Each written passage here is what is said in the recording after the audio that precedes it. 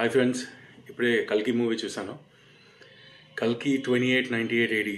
So 2898 అంటే మీరు expect చేయాల్సింది ఏంటి అంటే టెక్నాలజీ. సో సినిమా ఓవరాల్గా అయితే స్లోగా ఉంటుంది, బట్ టెక్నాలజీని మన తెలుగోడు ఇండియన్ మూవీలో చాలా అరుదుగా వాడారు.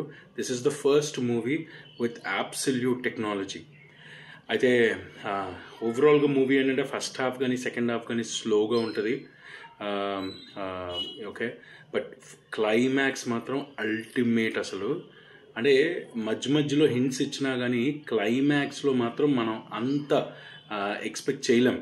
ఓకేనా, పోకిరికి ఏదైతే మనకి ఆ బ్యాంగ్ ఉంటుందో అలాంటి బ్యాంగే ఈ సినిమాలో కూడా ఉంటుంది. బట్ అల్టిమేట్ బై క్లైమాక్స్ అయితే ఓవరాల్గా చూసుకుంటే it is going to be a slow movie.